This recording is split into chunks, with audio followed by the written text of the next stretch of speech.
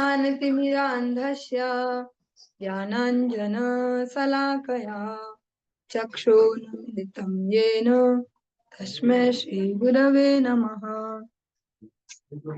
वन्देऽहं श्रीगुरा श्रीयुतपदकमलं श्रीगुरुन् वैष्णवांश्च श्रीरूपं साग्रजातं सहगण रघुनाथान्वितं तं सजीवं साद्वैतं सावधूतं परिजनसहितं कृष्ण चैतन्यदेवं श्रीराधा कृष्ण पादान सहगण ललिता श्रीविशाखान्वितांश्च वृन्दाय तुलसीदेव्ये प्रियाय केशवस्य च कृष्ण भक्ति प्रदे देव्ये सत्यवत्ये नमो नमः। वाञ्छाकल्पतरुभ्यश्च कृपा सिन्धुभ्य एव च पतितानां पावनेभ्यो वैष्णवेभ्यो नमो नमः। जय श्री कृष्ण चैतन्य प्रभु नित्यानंद श्री अद्वैत गदाधर शिवासादि गौर भक्त वृंद। हरे कृष्णा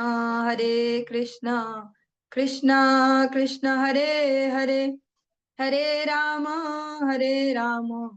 राम राम हरे हरे। सर्वप्रथम भगवान के अभिन्न प्रकाश विग्रह श्री गुरुपाद पद्म पूज्यपाद त्रिदंडी स्वामी अष्टोत्तर सत श्री श्रीमद भक्ति प्रसाद विष्णु गोस्वामी गुरुदेव महाराज के पावन श्री चरण कमलों में असंख्य कोटि दंडवत ज्ञापित करते हुए उनकी अहेतु की कृपा प्रार्थना करती हूँ। वे अपनी कृपा वर्षण करें जिससे निज कर्ताभिमान भाव को छोड़कर एकमात्र उनकी वाणी के वाहक के रूप में अपना परिचय दे सकूं। परम गुरुदेव नित्य लीला पृष्ठो विष्णुवास शिशुमद भक्ति दयित माधव गोस्वामी महाराज परमेष्ठि गुरुदेव जगत गुरु भक्ति सिद्धांत सरस्वती गोस्वामी ठाकुर प्रभुपाद वह समस्त गुरु परंपरा जय युक्त हो। सपार्षद श्रीमन नित्यानंद प्रभु श्री गौर हरि वृंदावन बिहारी श्री राधा गोपीनाथ भगवान जय युक्त हो। हम सभी पर अपनी कृपा वर्षण करे जिससे भगवान के पवित्र नाम और हरि गुरु वैष्णव सेवा में हम सभी की रुचि उत्पन्न हो सके। इन मंगलमयी सेवाओं से हमारी मति स्निग्ध हो सके। आज की इस प्रातःकालीन कक्षा में हम श्रवण कर रहे हैं भगवान के वांग में विग्रह श्रीमद भागवतम के अंतर्गत द्वादश स्कंद और उसका आज 10वां जो अध्याय है अध्याय 10 इसको प्रारंभ करने जा रहे हैं। ओम नमो भगवते वासुदेवाय ओम नमो भगवते वासुदेवाय ओम नमो भगवते वासुदेवाय। जो प्रसंग हम सुन रहे हैं मार्कंडेय मुनि का कैसे उन्होंने अपनी सुंदर तपस्या से भगवान को भी प्रसन्न कर लिया। भगवान ने श्री नर नारायण के रूप में उन्हें दर्शन दिए, उनके श्रवण की और भगवान जब चले गए नर नारायण भगवान तब हम इससे जो अगला अध्याय आज श्रवण कर रहे हैं कि जो शिव जी हैं और उनकी जो अर्धांगिनी है उमा पार्वती देवी उमा यहाँ पर नाम दिया गया वे मार्कंडेय मुनि का गुणगान करते हैं। सूता उवाच स एवमनुभूयेदं नारायण विनिर्मितं वैभवं योगमायास्तमेव शरणं यय। श्री सूत गोस्वामी ने कहा भगवान नारायण ने अपनी मोहमयी शक्ति का यह ऐश्वर्यशाली प्रदर्शन नियोजित किया था।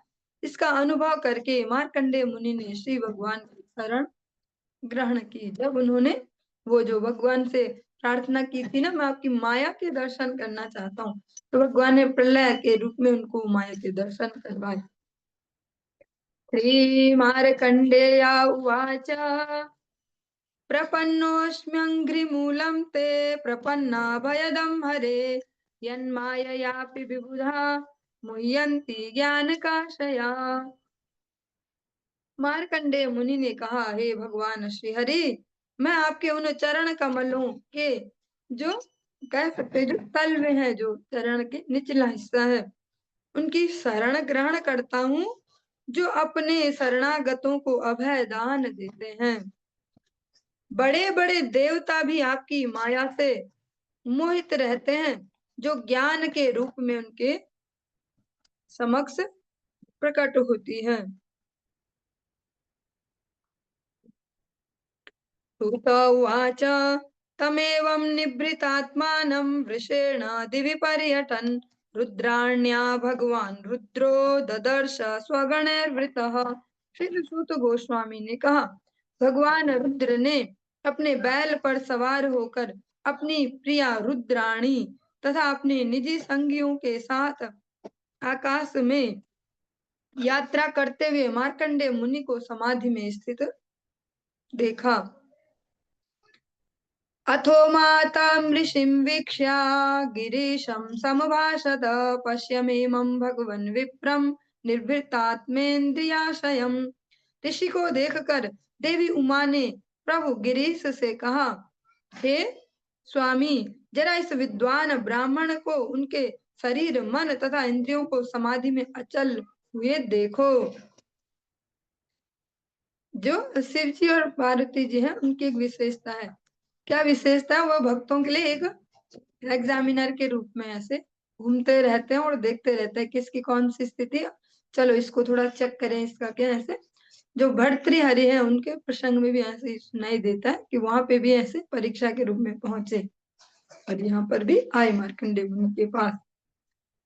निभृतोद जशव्रातो वातापाये यथार्णवः कुर्वश्या तपसा साक्षात् संसिद्धिं सिद्धिदो भवान।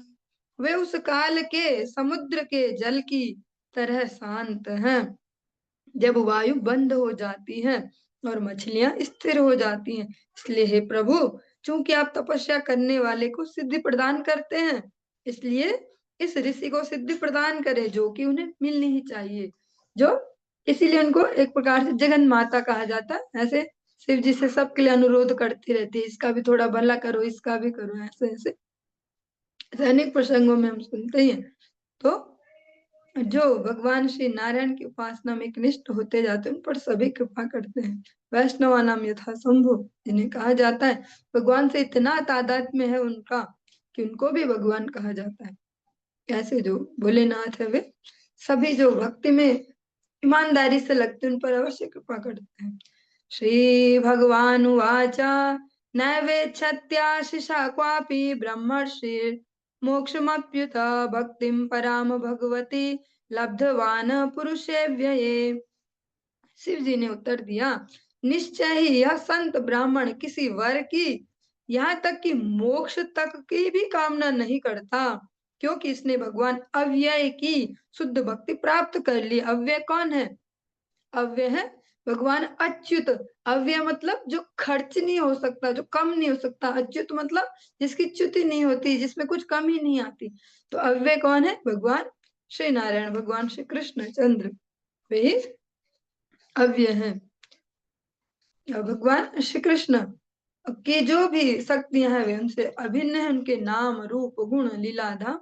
भगवान भगवत गीता में एक जगह कह रहे हैं, राज विद्या राजगुह्यम पवित्रमिदमुत्तमम् प्रत्यक्षावगमम धर्मम सुसुखम कर्तु अव्ययम। जो भगवत ज्ञान है, भगवत भक्ति का जो ज्ञान है, वो भी अव्यय है, क्योंकि भगवान स्वयं अव्यय है। यही यहाँ भोलेनाथ कह रहे हैं, क्योंकि इन्होंने भगवान अव्यय की शुद्ध भक्ति प्राप्त कर ली है, इसलिए इनको कोई वर की, कोई मोक्ष तक की भी कामना नहीं है।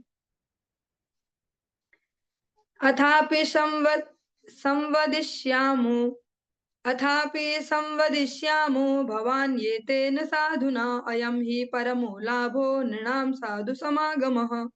तो भी हे भवानी, चलो हम इस संत पुरुष से बात करें। आखिर संत भक्तों की संगति मनुष्य की सर्वोच्च उपलब्धि है।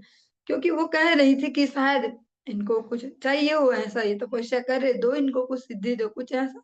तो स्पष्ट करते कि इनको तो लगता तो नहीं इनको कुछ चाहिए, पर हाँ फिर भी साधु जनों की संगति करनी चाहिए, इसलिए हम उनके पास चलेंगे, क्योंकि यही तो सर्वोच्च सिद्धि है मनुष्य जीवन की। हमने चाहे शुरू से लेकर और भागवत जी के द्वादश जो स्कंद पर्यंत यही कंक्लूजन लिया है प्रसंग में, कि भक्तों की संगति, भक्तों की सन्निधि, भक्तों की सन्निधि, ऐसा। भूता उवाच इत्युक्त्वा तमुपेयाय भगवान् स सतां गतिः ईशानः सर्वविद्यानाम् ईश्वरः सर्वदेहिनां। श्रील सूत गोस्वामी ने कहा, इस तरह कहने के बाद शुद्धात्माओं के आश्रय, समस्त आध्यात्मिक विद्याओं के स्वामी तथा समस्त देहधारी जीवों के नियंता भगवान शंकर उन ऋषि के पास गए। तयोरागमनं साक्षात् ईशयोर जगदात्मनो न वेदुरुद्धि रुद्धधिवृत्तिरात्मानं विश्वमेव च। चूंकि मार्कंडेय मुनि का भौतिक मन कार्य करना बंद कर चुका था, अतः वे ब्रह्मांड के नियंता शिव तथा उनकी पत्नी का आना देख नहीं पाए, जो स्वयं उनसे मिलने आए थे। मार्कंडेय मुनि ध्यान में इतने लीन थे कि उन्हें अपनी या बाह्य जगत की कोई सुध-बुध नहीं थी। जो बाह्य चेतना है वो सुषुप्त थी। भगवांस्तदभिज्ञाया गिरीशो योगमायया आविशत् तद्गुहाकाशं वायुच्छिद्रमिवेश्वरः। स्थिति से भली भांति परिचित होने पर शक्तिमान शिव ने मार्कंडेय मुनि के हृदय आकाश के भीतर प्रविष्ट होने के लिए अपनी योग शक्ति का प्रयोग किया, जिस तरह वायु छेद में से प्रवेश कर जाती, क्योंकि बाहर के जो अनुभूति है वो सब उनके कट हो रखा है, अभी जो सिग्नल है वो कट हो रखे, तो वे उनके अंत आकाश में प्रवेश वो कर रहे हैं। अब जैसे वायु छोटे छेद से भी घुस जाती, जैसे अब सर्दियां हैं और सर्दी आएंगी तब हमें पता चलेगा खिड़की में ना कांच के बगल में इतना सा छेद और है, यहाँ से आ रही हवा। ऐसे ही भोलेनाथ उनके हृदय आकाश में, अंत आकाश में प्रवेश करना का प्रयास कर रहे हैं। आत्मन्यपि आत्मन्यपि शिवं प्राप्तं तडित् पिङ्गजटाधरं त्र्यक्षं दशभुजं प्रांशु मुद्यन्त मिव भास्करं व्याघ्रित चर्माम्बरं शूलधनुरिश्वसि चर्मभिः अक्षमाला डमरूककपालं परशुं सह विभ्राणं सहसा भातं विचक्षारिधि विस्मितः किमिदं कुत एवेति समाधेर्विरतो मुनिः। मार्कंडेय मुनि ने सहसा भगवान शिव को अपने हृदय के भीतर प्रकट हुए देखा। शिव के सुनहरे केस बिजली के समान थे, उनके 3 नेत्र 10 भुजाएं तथा ऊंचा शरीर था जो उदय हो रहे सूर्य की तरह चमक रहा था। वे व्याघ्र चर्म पहने थे और त्रिशूल, धनुष, बाण, तलवार तथा ढाल लिए थे। वे जपमाला, यहाँ पे जपमाला शिव जी के भी हाथ में है। जैसे अभी कह देते हैं कि माला जप के क्या होगा, और कबीरदास जी के सर पे सारा ठीकरा फोड़ता है कि माला फेरत जुग भया भया न मन का फेर, कर का मन का डार दे और मन का फेर। देखिए उससे जो पहला वाला है उसको कोई नहीं सुनाता, कि वही कबीरदास जी कहते हैं कि माला मन से लड़ पड़ी तू क्यों मोह बिसराए, बिना शस्त्र के सूरमा समर न देखा कोई। उसको कोई नहीं सुनाता, क्योंकि उद्देश्य ही यही है, मन का भी और समय भी ऐसा ही कलयुग कि जीवात्माओं की जितनी ज्यादा से ज्यादा दुर्गति हो पाए उतनी करवा दी जाए। क्योंकि यहाँ जो सही रास्ते पे चलाने वाले वो हम प्रैक्टिकली देख सकते हैं बहुत मिनिमम है, और वो हमें अच्छे नहीं लगते, और गलत रास्ते पे चलाने वाले अनगिनत है, गिनती नहीं है, सभी हैं, जिसको देखो सभी चलाने को तैयार है। तो ऐसे समय में ऐसा सुनाई देता, पर भोलेनाथ भी स्वयं माला पकड़ के रहते, ब्रह्मा जी भी माला करते हैं। वे जप माला, डमरू, कपाल तथा परशु भी लिए थे। मुनि ने चकित होकर अपनी समाधि तोड़ दी और सोचा ये कौन है और ये कहाँ से आए हैं। हाँ, क्योंकि उनके तो बाहर के सारे कनेक्टिविटी टूट रखी थी, पर हृदय आकाश में ही पहुंच गए, तो ऐसे फिर चकित हो गए, उनकी जो समाधि है वो विश्राम हुई। नेत्रे उन्मील्य दादृशे सगणं सोमयागतं रुद्रं त्रिलोकैक गुरुं ननाम शिरसा मुनिः। अपनी आंखें खोलकर मुनि ने तीनों लोकों के गुरु भगवान रुद्र को उमा तथा उनके गणों समेत देखा। तब मार्कंडेय मुनि ने सिर के बल झुककर उन्हें सादर नमस्कार किया।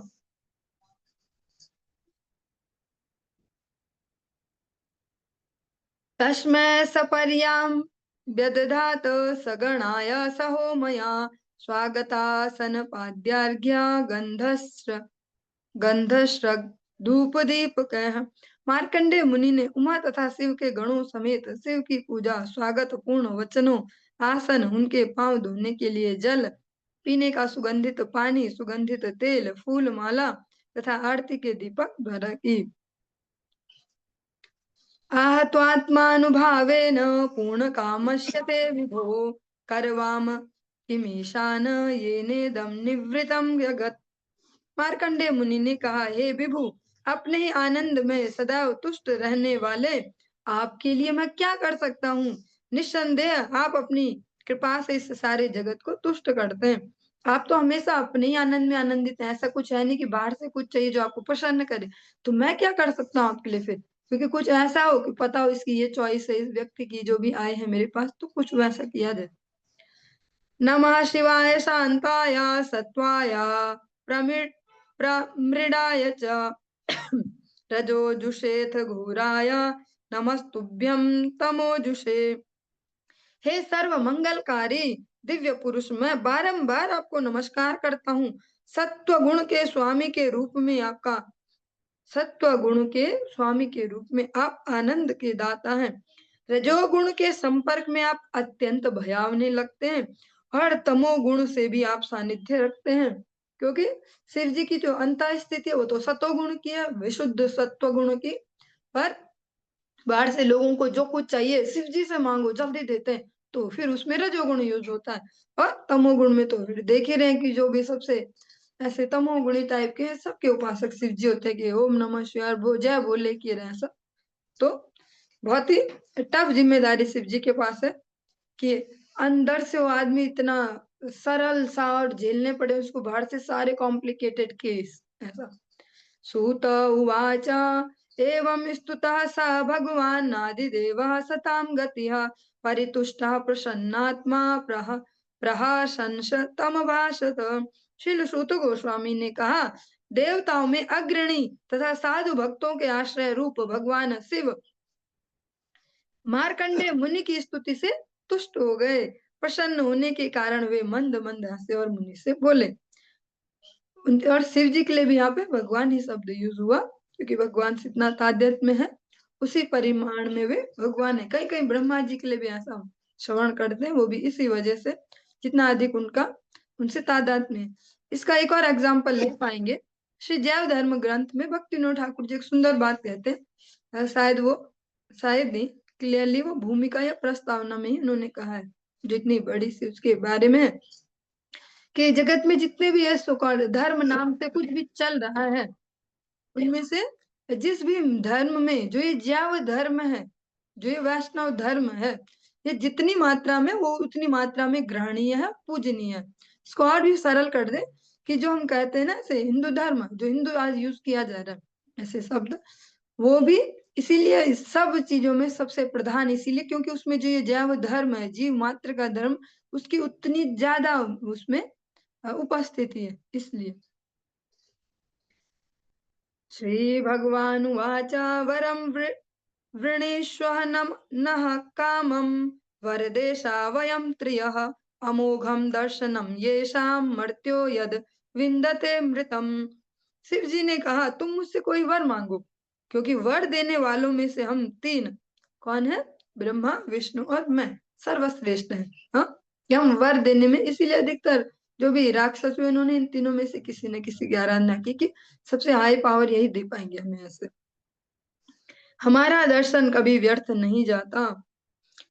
इस जगत का अगर कुछ भी चाहिए हो सबसे हायर तो इन तीनों के पास ही मिलेगा, लेकिन जिनको इनसे अतीत चाहिए, जो है भगवान श्री कृष्ण के जितने भी भक्त हैं वे वही है कि जिन्होंने उनसे ऐसा कुछ नहीं मांगा। वे यही कहते हैं कि अब जो कुछ है वो आप ले लो और हमें वो दे दो जो हमारे लिए वास्तव में आवश्यक है।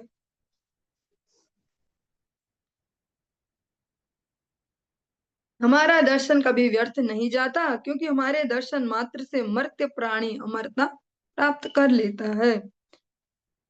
ब्राह्मणा साधवः शांता निस्संगा भूतवत्सलाः एकांत भक्ता अस्मासु निर्वैराः समदर्शिनः सलोका लोकपालास्तान् वन्दन्त्यर्चन्त्युपासते अहं च भगवान् ब्रह्मा स्वयं च हरिरीश्वर।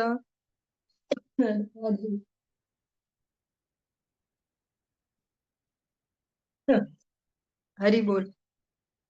ब्रह्मा भगवान श्री हरि तथा मुझ समेत सारे लोकों के निवासी एवं अधिशासक देवता उन ब्राह्मणों की वंदना पूजा तथा सहायता करते हैं जो संत स्वभाव के सदैव शांत भौतिक आसक्ति से रहित समस्त जीवों पर दयालु हमारे प्रति शुद्ध भक्ति से युक्त न कि ईर्ष्या से घृणा से रहित एवं समदृष्टि से युक्त होते हैं। इसीलिए कहा जाता है सरल भाषा में जा पर कृपा राम की हुई ता पर कृपा करे सब कोई।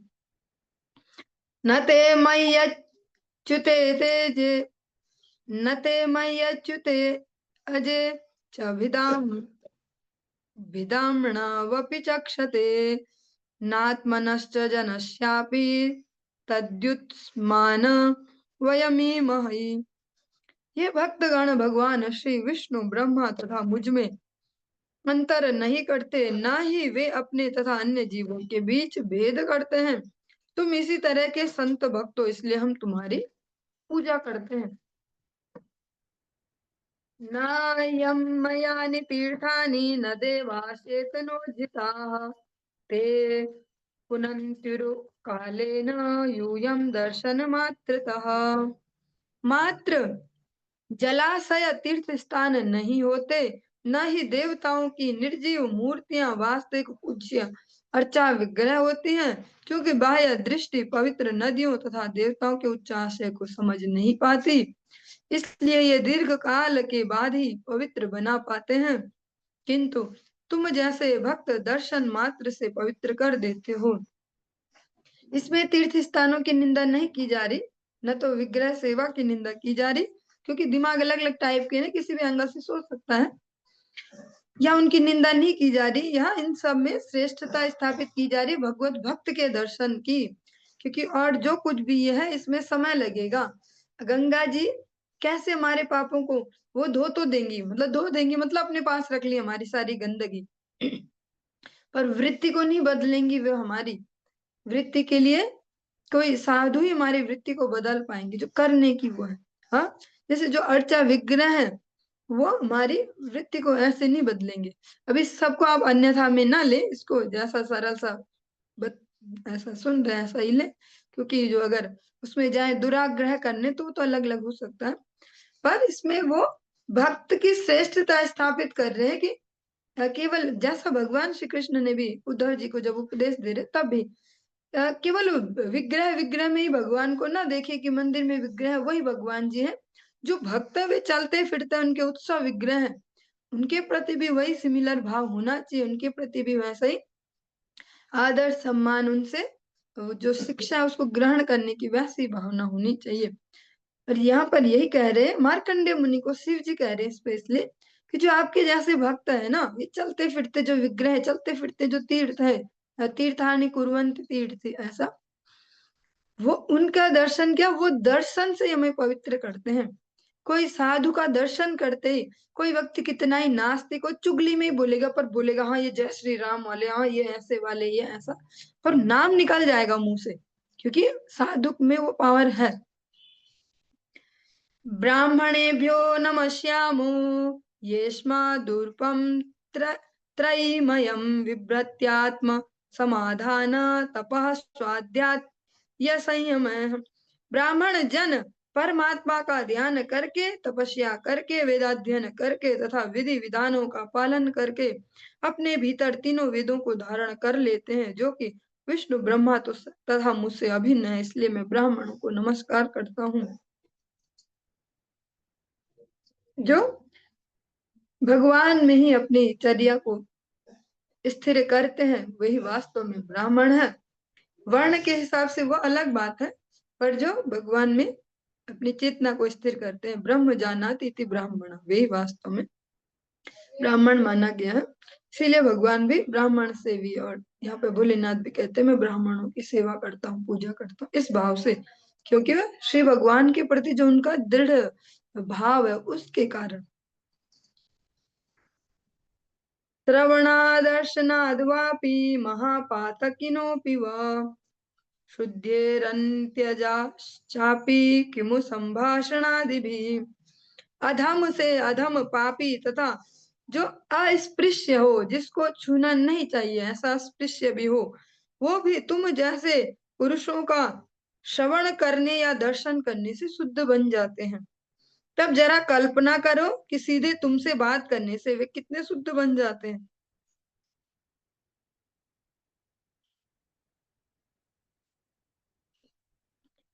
जो ऐसे स्निग्ध भक्त हैं, उनसे अगर कोई साक्षात उपदेश ग्रहण करे तो उनके लिए जो कह सकते हैं अ, प्रगति है, जो एडवांसमेंट है, वो और स्पीड से होता है। जितने आचरणशील भक्त से आप श्रवण करते जाए, जिसके वो आचरण में हो, ऐसा ना हो कि जीवा पर हो। जीवा पर तो अनेक प्रकार से हो सकता है, याद करके हो सकता है किसी में बोलने का गुण दिया हो भगवान ने, वो बातें बना सकता हो सुंदर सुंदर ऐसे। लेकिन अगर आचरण में है तो जल्दी वो प्रभावशाली हमारे लिए भी होता है। सूत उवाच इति चंद्रलामस्या धर्म गह्योपबृंहितं वचो अमृतायन मृषिना तृप्यत कर्णयोः पिबन। श्रील सूत गोस्वामी ने कहा, भगवान शिव के अमृत तुल्य शब्दों को, जो कि धर्म के गुह्य सार से पूरित थे, अपने कानों से पीते हुए मार्कंडेय मुनि अभी तुष्ट नहीं हुए थे।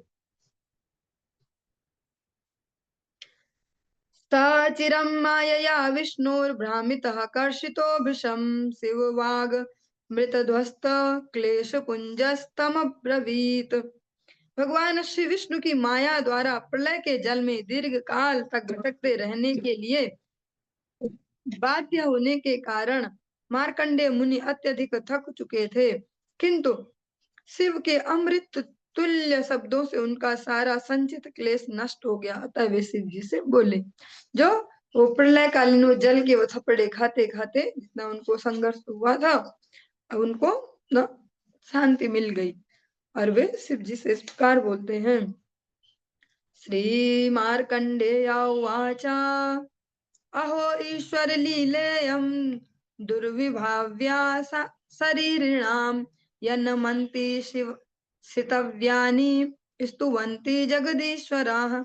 मार्कंडेय मुनि ने कहा, देहधारी जीवों के लिए ब्रह्मांड के नियंताओं की लीला को समझ पाना सबसे कठिन है, क्योंकि ऐसे प्रभु अपने ही द्वारा शासित जीवों को सिर झुकाते और उनकी स्तुति करते हैं। सरल ही था, समझ में आ गया होगा, फिर भी इसको एग्जाम्पल से कैसे लेंगे। जैसे हम गुरुदेव को देखते हैं, अगर उनके बाहर से ऐसे देखें कि इतने बड़े संस्थान के आचार्य वर्य हैं और इतने मनुष्यों को उन्होंने अपनी शरण में लिया, उनकी ठेकेदारी लिया भगवान से जिम्मेदारी पूर्ण, मैं इनको आप तक पहुंचाऊं। लेकिन ऐसे देखो तो छोटे से छोटे बच्चे के सामने भी, हाँ जी आप ऐसे, अच्छा वो सबको मैया आप ऐसे, प्रभु जी आप ऐसा, ऐसा ऐसा ऐसे सम्मान देते हैं। तो यही यहाँ पे वो उनकी महानता है। ऐसा ही मार्कंडेय मुनि कहते हैं कि इसको समझ पाना ना बहुत मुश्किल है। हाँ, आप सब हो तो नियंता, परम नियंता हो, हाँ, अरे ब्रह्मांडों को नियंत्रित करने वाली सारी जो व्यवस्था है उनको देखने वाले, पर अपने ही सेवकों को, हम जैसे शुद्र शुद्र जीवकों को भी सिर झुका रहे हो, उनके गुणगान कर रहे हो, उनकी स्तुतियां कर रहे हो, समझना बहुत मुश्किल है। और ऐसी वाणी में कभी कभी बहुत सारे लोग फंस भी जाते हैं कि अरे देखा हम, मतलब इतने हम हैं, कुछ है बात हम में, हमारी भी स्तुति चल रही। ये नहीं पता कि उनके तो स्वभाव में ही है सबको स्तुति करना, सबको मान देना, मानिना मान देना, वो उनके स्वभाव में। धर्मं ग्राहयितुं प्रायः प्रवक्तारश्च देहिनाम् आचरन्त्यनुमोदन्ते क्रियमाणं स्तुवन्ति च। सामान्यतया देहधारी जीवों को धार्मिक सिद्धांत स्वीकार करने हेतु प्रेरित करने के लिए ही प्रामाणिक धर्माचार्य अन्यों को प्रोत्साहित करके तथा उनके आचरण की प्रशंसा करके आदर्श आचरण प्रदर्शित करते हैं, और कारण भी दिया कि जो अन्य जीव है उनको प्रोत्साहित करने के लिए ऐसा करते हैं कि देखो भैया इन्होंने इतना ऐसे किया है, देखो सबको करना चाहिए ऐसा ऐसा। और स्वयं के आचरण से, और जो आचरणशील है उनको ऐसा उनकी स्तुति आदि ऐसा समाज में प्रशंसा आदि करके अन्यों को प्रोत्साहित करते हैं। जैसा न तावता भगवतः स्वमायामय वृत्तिभिः न दुष्येतानुभावस्तैर्मायिनः कुहकम यथा। यह ऊपरी विनयशीलता दया की ही प्रस्तुति है। श्री भगवान तथा उनके संगियों का ऐसा आचरण जिसे श्री भगवान अपनी मोहिनी शक्ति से दिखलाते हैं, उनकी शक्ति को नहीं बिगाड़ता। जिस तरह जादूगर की जादू जो शक्तियां हैं, जादूगरी की करामातें दिखाने से घटती नहीं।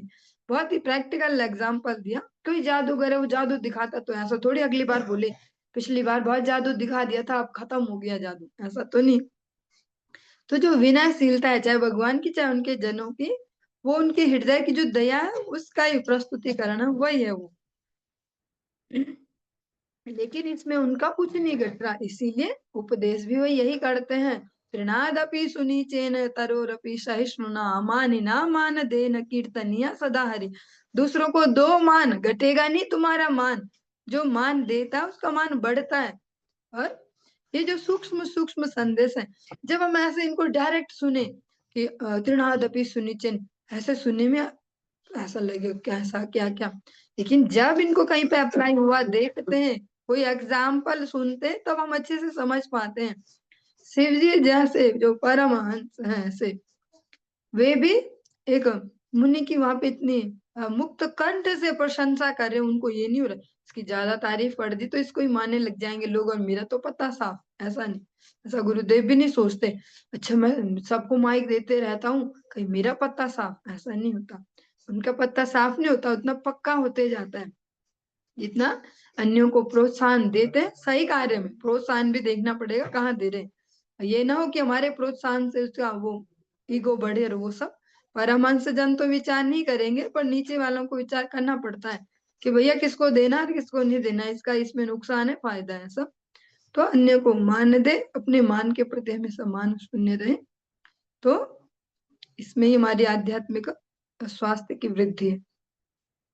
और न कुछ घट नहीं रहा, इस श्लोक का तात्पर्य कि उसमें कुछ घट नहीं जा रहा, वो दूसरों को मान दे रहे हैं। तो सृष्ट्वेदं मनसा विश्वमात्मनानुप्रविश्य यः गुणः कुर्वद्भिराभाति कर्तेव स्वप्नदृग् यथा।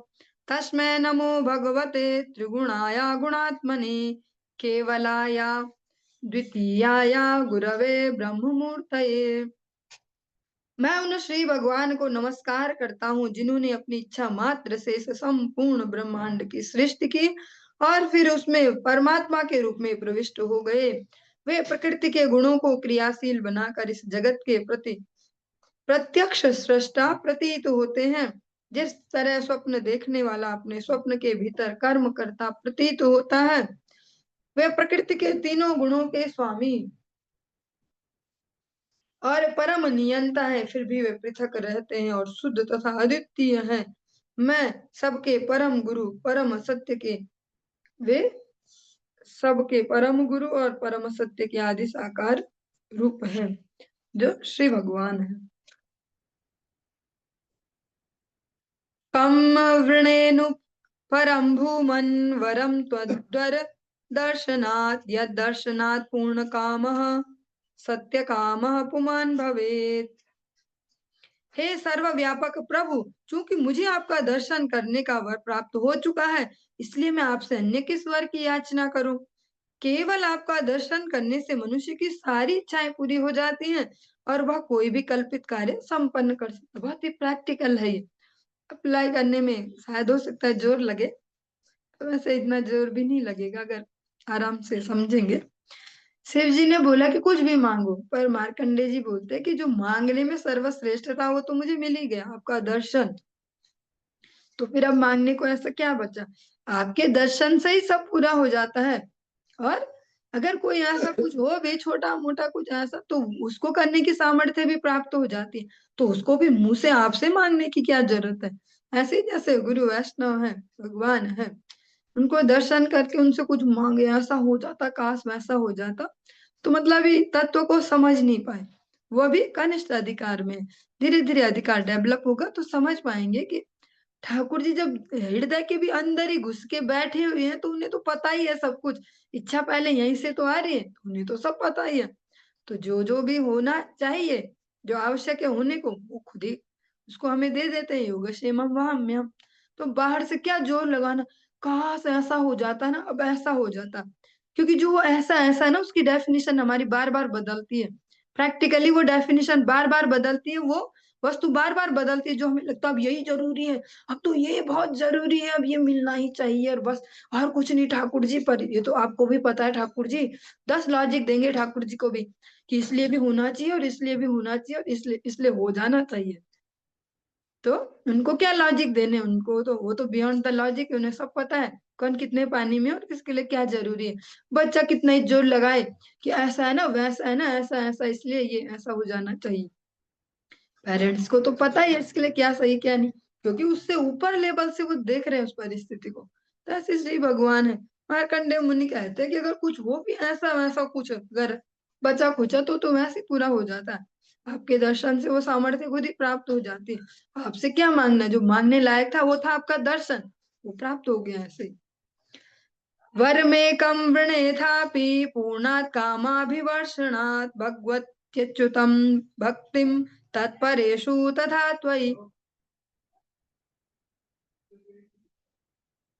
किंतु फिर भी मैं आपसे एक वर मांगता हूँ, क्योंकि आप समस्त सिद्धि से पूर्ण हैं और समस्त इच्छाओं की पूर्ति की वर्षा करने में समर्थ हैं।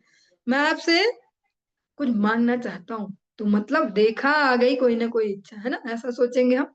पहले सुनना पड़ेगा क्या मांगते हैं। मैं आपसे पूर्ण पुरुषोत्तम भगवान की तथा उनके समर्पित भक्तों की विशेष रूप से आपकी अटल भक्ति के लिए याचना करता हूँ। भक्तों की सन्निधि चाहिए और आपकी कृपा चाहिए। जो पूर्ण पुरुषोत्तम भगवान है उनमें समर्पण चाहिए, आपकी भक्ति चाहिए। अगर हम कभी गुरु भक्त नहीं हो पाए तो भगवत भक्ति बहुत दूर हमसे, क्योंकि यश देवे परा भक्ति यथा देवे तथा गुरु तस्येते कथिता यथा प्रकाशन्ते महात्मना।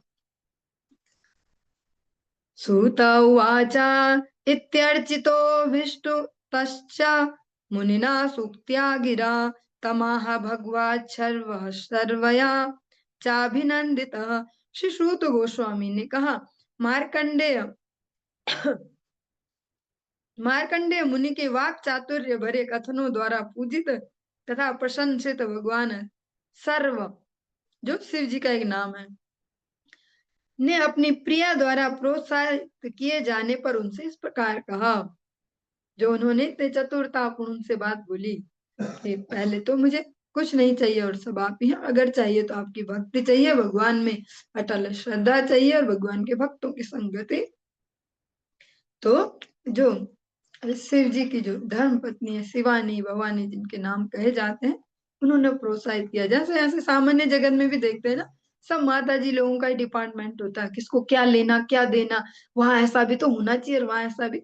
मतलब स्त्री में विस्तार, जो स्त्री शब्द है उसका एक हिंदी में अर्थ है विस्तार। जिनके जीवन में आ जाती है, जो गृहस्थ में आगे स्त्री का प्रवेश हुआ, तभी तो जीवन आगे बढ़ता। अब ये भी चाहिए, अब वो भी चाहिए, ऐसा चाहिए वैसा चाहिए, विस्तार। कामो महर्षे सर्वोऽयं भक्तिमास्त्वमधोक्षजे आकल्पान्ताद्यक्षः पुण्यमजरामरता तथा। हे महर्षि, चूंकि तुम भगवान अधोक्षज के प्रति समर्पित हो, इसलिए तुम्हारी सारी इच्छाएं पूरी होंगी। इस सृष्टि चक्र के अंत तक तुम पवित्र यश तथा वृद्धावस्था एवं मृत्यु से मुक्ति का भोग करोगे।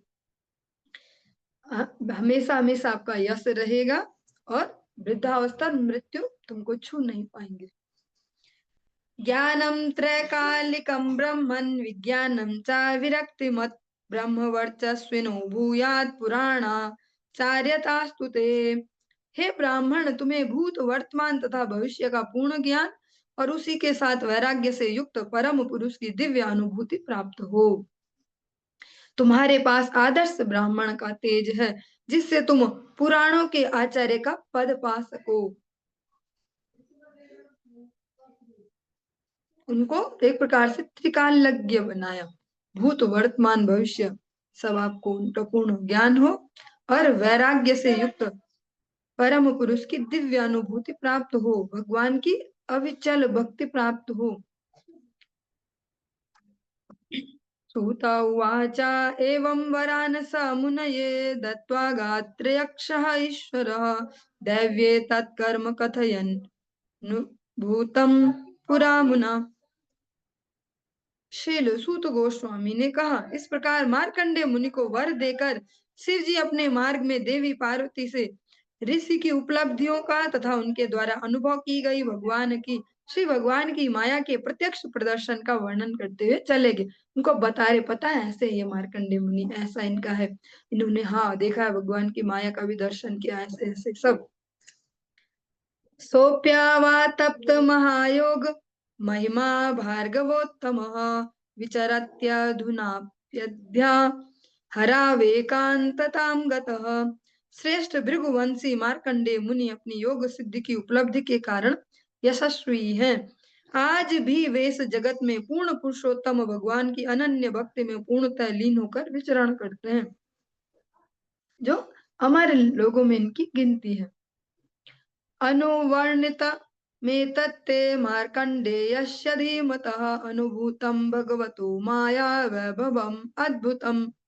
इस तरह मैंने तुमसे अत्यंत बुद्धिमान मार्कंडेय मुनि के कार्यकलापों का, विशेष रूप से जिस तरह उन्होंने श्री भगवान की माया की अद्भुत शक्ति का अनुभव किया, वर्णन कर दिया।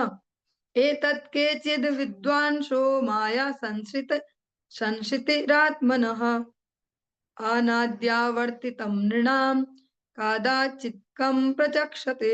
यद्यपि यह घटना अद्वितीय तथा अभूतपूर्व थी, कभी हुई नहीं थी, ये पहली बार ही हुई है, किंतु कुछ अज्ञानी लोग इसकी तुलना बद्ध जीवों के लिए श्री भगवान द्वारा रचित मायामय जगत के चक्र से करते हैं।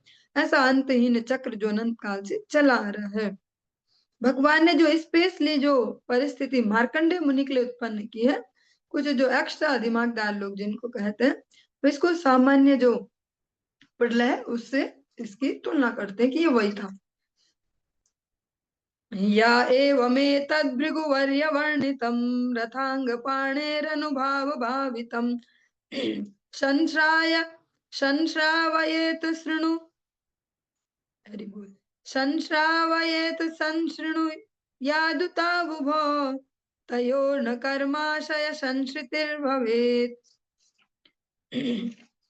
हे श्रेष्ठ भृगुवंशी मार्कंडेय मुनि से संबंधित यह विवरण श्री भगवान की दिव्य शक्ति को बताने वाला है। जो कोई इसका ठीक से वर्णन करता है या इसे सुनता है, उसे सकाम कर्म करने की इच्छा पर आधारित भौतिक जगत में फिर से नहीं आना होगा। दोबारा सुने लास्ट लाइन, जो इसको ठीक से कहे, ठीक से सुने, उसे सकाम कर्म करने की इच्छा पर आधारित भौतिक जगत में फिर से नहीं आना होगा। क्योंकि इस भौतिक जगत में बार बार आना जाना क्यों है कि जीवात्मा जो सकाम इच्छाएं करते जाते हैं, अब ये भी होना चाहिए और ये छूट गया जरा सा और वो छूट गया, वो जो छूट गया जरा सा उसके लिए दोबारा आना पड़ता है। तो जो इसको ठीक से सुनेगा समझेगा, उसका उस छूट गया से छुटकारा हो जाएगा, क्योंकि वो समझ पाएगा ना ठीक से कि भगवान भी पहुंच गए उनके पास, बोलते मांग मांग क्या चाहिए, कुछ नहीं चाहिए, क्या चाहिए, आपकी भक्ति चाहिए। शिव जी भी पहुंच गए, मांग भाई मांग क्या चाहिए, मुझे चाहिए आपकी भक्ति चाहिए, भक्तों की संगति चाहिए, भगवान की अविचल भक्ति चाहिए। ऐसे इसको समझ पाएंगे तो हमारा जो बाहर से मांगना वाला थोड़ा कम हो जाएगा, दिमाग का ट्रैफिक भी थोड़ा हल्का हो जाएगा। वो मांगने मांगने में जो ट्रैफिक चलते रहता है, अब आज ये समझते काश ठाकुर जी काश ऐसा हो जाता, काश राधा रानी ऐसा हो जाता, काश वैसा, तो वो ट्रैफिक कम हो जाएगा।